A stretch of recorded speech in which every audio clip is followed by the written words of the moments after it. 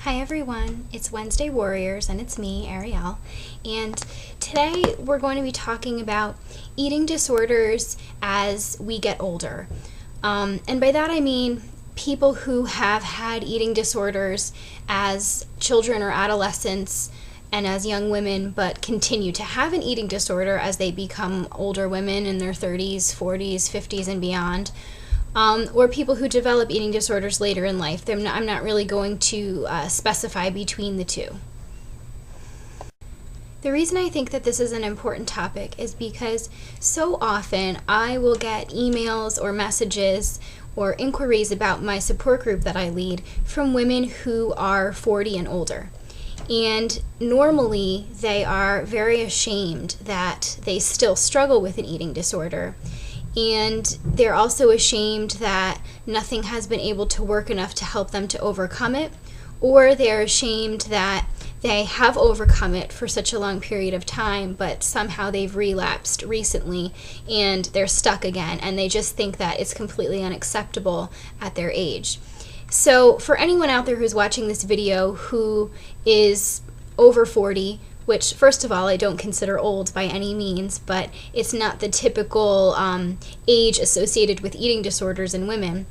For anyone out there watching this video who is struggling and is 40 or older, I want to tell you, don't be embarrassed. Don't be ashamed. There are so many more women out there struggling than you even realize. And you are not alone in your age group or in this disorder. I mean, I'm 26, so I can understand why women who are twice my age might not feel that I can understand their predicament. And certainly I haven't lived as long, so I can't fully understand it. But I do know what it's like to struggle with an eating disorder. And I do know that we all struggle with a lot of the same things, regardless of whether we're in our 20s, our 30s, our 40s, our 50s, our 60s, or older. Eating disorders, and anorexia especially, are sort of deemed a young woman's disease. Usually we associate it with teenagers or women who are in their early 20s. And it's not necessarily true. I mean, factually, there are many women in that category, and probably that's the majority, but just because something is the majority doesn't mean there's only, for example, 10 or 15 other people who are older struggling. The numbers are significant. We're talking hundreds and thousands of women who are no longer in their early 20s who are struggling with eating disorders. And eating disorders are troubling and lonely enough without having the added stigma of being seen as crazy or weird or silly because you are older than the norm. I think at first, initially, people think that women who are older and are struggling from eating disorders should know better or should somehow have it easier because they have experienced more, or they have more resources at their fingertips, or they should have been able to learn from mistakes they made when they were younger. But what a lot of people don't realize is that for women who are not teenagers or college-aged, they have so many more responsibilities and so many more things that can become a stressor for them.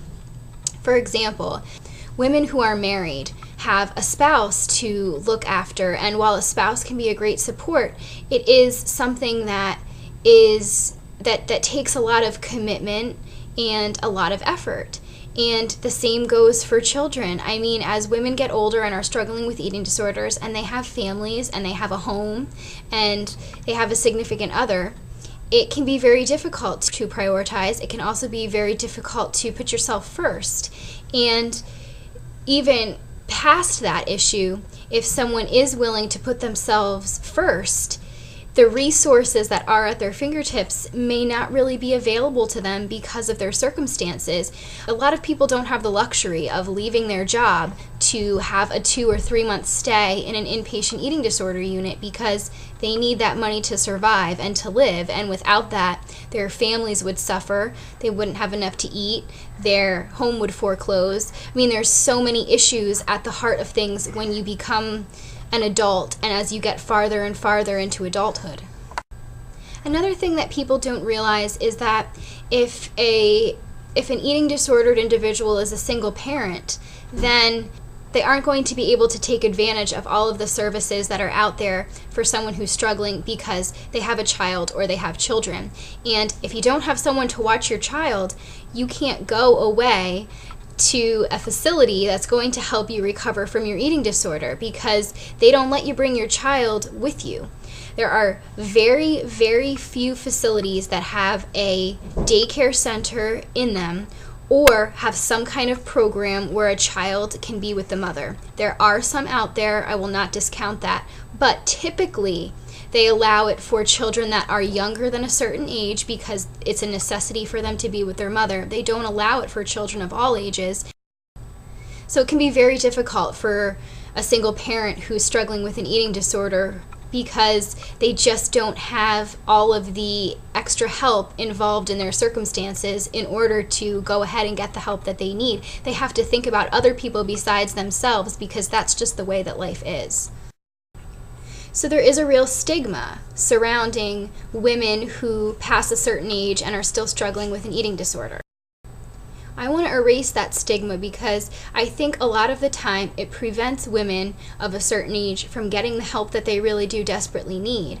And it also prevents places from providing services for all of the clientele that may need them if we keep spouting all these facts about how eating disorders prey upon adolescents, then there will be less resources for women in their 20s and 30s and 40s and 50s, etc.